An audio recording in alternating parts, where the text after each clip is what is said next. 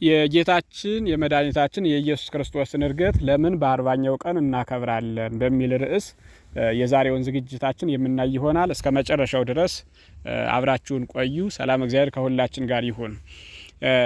ከክፍል 2 ሲሆን እንደሚታወቀው ጌታችን መድኃኒታችን ኢየሱስ ክርስቶስ በተነሳ በ40ኛው ቀን ሁልጊዜም ሐሙስ ቀን የጌታችን የመድኃኒታችን የኢየሱስ ክርስቶስን ዕርገቱን ቤተክርስቲያናችን ታከብራለች።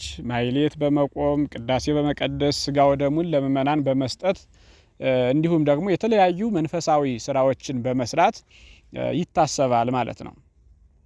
ታዲያ በ40ኛው ቀን የሆነው ለምንድን ነው የሚለውን የመጽሐፍ ቅዱስ መነሻዎችን እያነሳን በዛሬው ዝግጅታችን የማቀርብላችሁ ይሆናል ማለት ነው። በ40ኛው ቀን የሆነበትን ስናይ ዕርገት ለምን በ40 የሚለውን ለመረዳት እንዲመቸን 40 የሚለው ቁጥር በመጽሐፍ ቅዱስ ውስጥ ብዙ ምስጢራዊ ነገሮችን አምቆ የያዘ እንደሆነ እንረዳለን ማለት ነው። ሁሉንም መተንተን ባንችልም ለተወሰነ ግን 40 ከመጽሐፍ ቅዱስ ሕይወት ጋር የተያዘ መሆኑን ባጭሩ አስረዳቸዋለሁ። በመጽሐፈ ኩፋሌ ላይ ምዕራፍ 4 ከቁጥር 9 ላይ ያለውን ስናይ አዳም አባታችን በተፈጠረ በ40 ቀኑ ወደ ገነት መላእክት እልል እያሉ እያመሰገኑት መግባቱን መጽሐፍ ቅዱስ ሙሴ እንደጻፈልን አስረድቶናል። ሁለተኛ ደግሞ 80 የሚለውን ስናይ 80 የ40 ድምር ስለሆነ 240 ነው። ሔዋን ደግሞ በሁለተኛው 40 ወይም በ80 ቀኗ ወደ ገነት መግባቷን ተጽፎ እናገኛለን። ይህ አንዱ ነው። 40 ክብር የማግኘት ተምሳሌት፣ ልጅነትን የማግኘት ገነት የመግባት ምሳሌ መሆኑን በዚህ ቃል ላይ እናገኘዋለን ማለት ነው። ሁለተኛው 40 በዚሁ በመጽሐፍ ቅዱስ በኦሪት ዘፍጥረት ላይ ምዕራፍ 8 ጀምሮ ያለውን ስናነብ በኖህ ዘመን የጥፋት ውሃ ለ40 ቀንና ለ40 ሌሊት ያለማቋረጥ መዝነቡን ተጽፎ እናገኛለን። ይሄ የሚያሳየን ቅጣት ራሱ ከ40 ጋር የተያዘ መሆኑን እናገኛለን ማለት ነው። ያ ትውልድ ምድርን ያበላሸውን ትውልድ በረከትን ወደ መርገም ቀይሮ የነበረውን ትውልድ እግዚአብሔር የቀጣው ለ40 ቀንና ለ40 ሌሊት የጥፋት ውሃ በማዝነብ መሆኑን ተጽፎ እናገኛለን ማለት ነው። ያ መቅረቱን ዕርገቱ ያስተምረናል። ሶስተኛ 40 የሚለውን የምናገኘው አሁንም በመጽሐፈ ነገሥት ላይ በመጽሐፈ ሳሙኤል ላይ እናገኛለን። የቀድሞ ነገስታት ለ40 ዘመናት ስርዓተ መንግስታቸው እንደነበር እናስረዳለን። ለምሳሌ ዳዊት 40 ዘመን ገዝቶ አረጀ ይላል፣ ልጁ ሰሎሞንን ተካ። እንዲሁ ሰሎሞንም 40 ዘመን ገዝቶ አረጀ። ከ40 በላይ መግዛት አይችሉም ማለት ነው። ስለዚህ 40 በዚች ምድር ላይ የተሰጡን ጸጋዎች ውስንነት ያላቸው መሆኑን እንዲሁ ማስተማሪያና ሆኖ እናገኘዋለን። አራተኛ 40 የሚለውን ስናይ በቀድሞው ዘመን በኦሪት ዘሌዋውያን አሁንም ሙሴ ጽፎት እንደምናገኘው የሰው ልጆች በቀድሞው ዘመን ልጆች በተወለዱ በ40 ቀናቸው ወንድ ልጆች ወደ እግዚአብሔር ቤት መስዋዕት ተይዞላቸው ይገቡ ነበር ይላል። በተወለዱ በ40 ቀናቸው፣ ሴቶች ደግሞ በ80 ቀናቸው ማለት ነው። ይህም የአዳምን በ40 ቀኑ መግባትና የሔዋን በ80 ቀኗ ወደ ገነት መግባታቸውን ያስተምራል። ይህን ስርዓት ይዘው የቀደሙ ሰዎች ከሙሴ መጽሐፍ ተነስተው ይህን ስርዓት አጽንተዋል ማለት ነው። ዛሬም በቤተ ክርስቲያናችን ወንድ ልጆች በተወለዱ ወንዶች በ40 ቀናቸው ክርስትና ይነሳሉ። ከአብ ከወልድ ከመንፈስ ቅዱስ ይወለዳሉ፣ እንወለዳለን ማለት ነው። ሴቶች ደግሞ በ80 ቀናቸው ማለት ነው። 80 እና 40 ልዩነት የለውም። የ40 ድምር ነው 80። ይሄ አሁንም የገነቱን ምስጢር ያስተምረናል ማለት ነው። ይሄ ብቻ አይደለም። 40 አዲስ ነገር የማግኘት ምስጢርን ከእግዚአብሔር የመጠየቅ የመጽናት ተምሳሌት ጭምር ነው። እኒህንም በምሳሌ ስናይ ሙሴ በኦሪት ዘዳግም 9:9 ላይ ተጽፏል። ዘጸአትም ላይ እንዲሁ 32 ላይ እናገኘዋለን። 40 ቀን 40 ሌሊት ጾመ ይላል።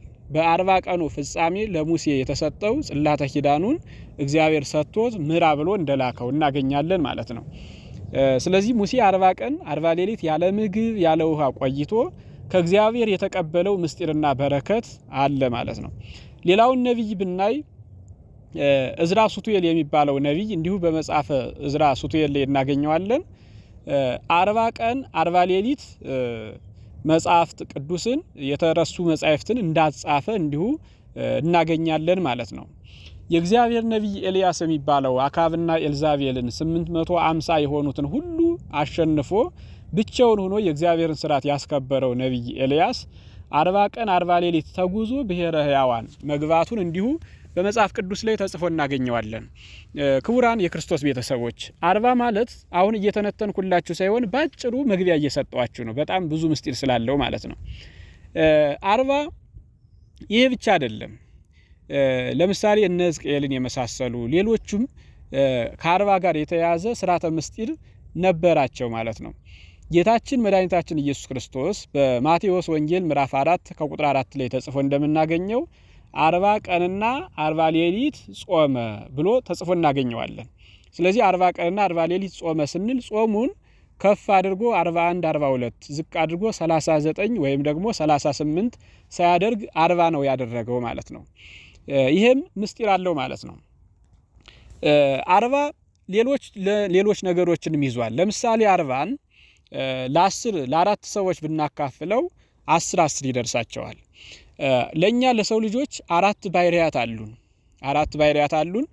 4ቱ ባህሪያት የሚመሩባቸው ደግሞ 10 ቃላተ ኦሪት፣ ቃላተ ወንጌል፣ ቃላተ ኦሪት አሉ ለሙሴ እግዚአብሔር ያዘዛቸው ማለት ነው። ይሄ ማለት 40 ከህይወታችን ጋር የተያያዘ ጭምር አለው ማለት ነው። 40 የሚሉትን ስናየው ማለት ነው። ታዲያ ጌታችን መድኃኒታችን ኢየሱስ ክርስቶስ ለምንድን ነው በ40 ቀን ያረገ የሚለውን ስናይ ይህን ሁሉ ማስተዋል አለብን ማለት ነው። የኛ የሰው ልጆች በሞትን በ40ኛው ቀን ቅዳሴ ይቀደስልናል፣ ስርዓት ጸሎት፣ መስዋዕት መዋሲት ይመራልናል፣ መዝሙረ ዳዊት ይጸለይልናል። በ40 ቀናችን ወንዶች፣ ሴቶች በ80 ቀናችን ማለት ነው። የ80 ሚስት የሚባልም ስርዓት አለ ማለት ነው።